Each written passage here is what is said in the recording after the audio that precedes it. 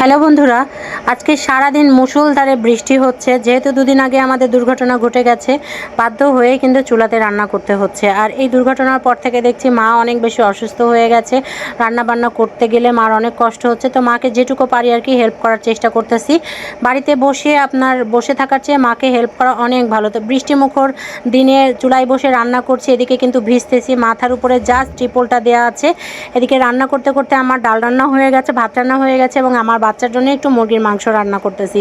বাচ্চাটা নানুর বাড়িতে আসলে কিছুতেই মুরগি গোত্ত ছাড়া খায় না। এদিকে দেখেন এত বৃষ্টি হচ্ছে যে আমি পাশে কিন্তু ছাতা দিয়ে রেখেছি, কারণ আমি যেখানে রান্না করতেছি তার পাশে আছে একটা কামরাঙা গাছ এবং সমস্ত পানি আমার পায়ের নিচ দিয়ে যাচ্ছে, মানে নদীর উপরে বলতে পারেন।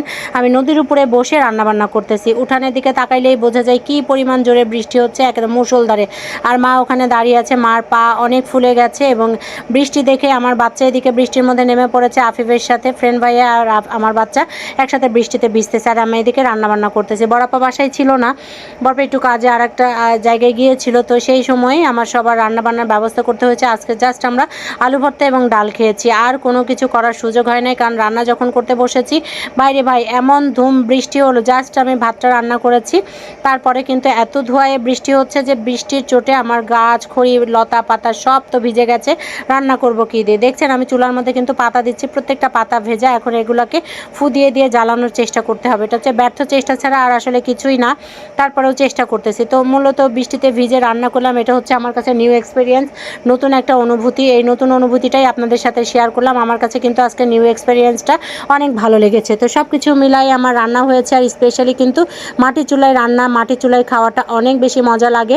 আমি তো কিছুতেই মানে স্থির থাকতে পারতেছিলাম না। আমার কাছে মনে হচ্ছে রান্না টান্না ফেলে দিয়ে আমি এক চাপট বৃষ্টিতে ভিজি। সারাদিন একদম 5:30 পর্যন্ত বৃষ্টি হয়েছে। যেহেতু গ্যাসের চুলার ব্যবস্থা এখনও করতে পারি নাই, এখনও পর্যন্ত সেই আতঙ্কই কাজ করতেছে, যার জন্য কিন্তু অবভিয়াসলি এই 3 দিন ধরে আমরা চুলাতেই রান্না করতেছি। রাত দিন সকাল যখনই পারছি চুলাতেই বসতে হচ্ছে। মাঝখানে আমার একটু কষ্ট হয়েছে যে আমি কফিটা খেতে পারছি না। তো বৃষ্টির এই দিনটা আপনাদের সাথে দেখানোর জন্য মনে হলো যে না, একটু স্ন্যাপ নিয়ে নেই, একটু ক্যাপচার করে রাখি ভিডিও ক্লিপটা, তাহলে আপনাদের সাথে শেয়ার করতে পারবো। মনোরম পরিবেশ, আসলে গ্রামের পরিবেশ কিন্তু এটাই হয়ে থাকে। গ্রামীণ পরিবেশগুলো চমৎকার হয়ে থাকে। সবচেয়ে ভালো হতো যদি আজকে খিচুড়ি রান্না করতে পারতাম। ও না, আমি তো বলতে ভুলেই গেছি, আমি কিন্তু সকালবেলায় খিচুড়ি রান্না করেছিলাম এবং সকালবেলা আজকে সবাই ডিম ভাজার খিচুড়ি দিয়ে ভাত খেয়েছে। এখন যেহেতু দুপুরের খাবারের আয়োজন করা হয়েছে, তাই দুপুরে শুধু ডাল আলু ভর্তা এবং আমার বাচ্চার জন্য একটু মুরগির মাংস ছিল, সেটাই আমি গরম করেছি। লাস্ট পর্যায়ে এসে আমি কিছুতেই ছাতা মাথায় দিয়ে না থাকতে পারলাম না, কারণ ছাতা আমাকে মাথায় দিতে হলো। অর্থাৎ আমি একদম ভিজে যাচ্ছিলাম, গাছের উপর থেকে টাপুর টুপুর পানি পড়তেছিল, সেই পানিতে আমি পুরো ভিজে যাচ্ছিলাম। তাই নিজেকে সেভ করার জন্য ছাতা নিয়েছি। ছাতা নেওয়ার পরে এই হচ্ছে আমার রান্নাঘরের অবস্থা। রান্নাঘর বললে ভুল হবে, বাহিরের চুলা যেখানে সেখানকার অবস্থা। এই জায়গাটার এই অবস্থা, করুণ অবস্থা দেখে আমি আর কিছু করলাম না। মাকে বলছি, মা আজকে আর না, যা হয়েছে তাই দিয়ে আমরা খাবো, কোনো কথা হবে না। তা আমার এই বৃষ্টি ভেজা দিনে বৃষ্টি উপভোগ করলাম, পাশাপাশি রান্না করলাম। নিশ্চয়ই আপনাদের কাছে ভালো লেগেছে।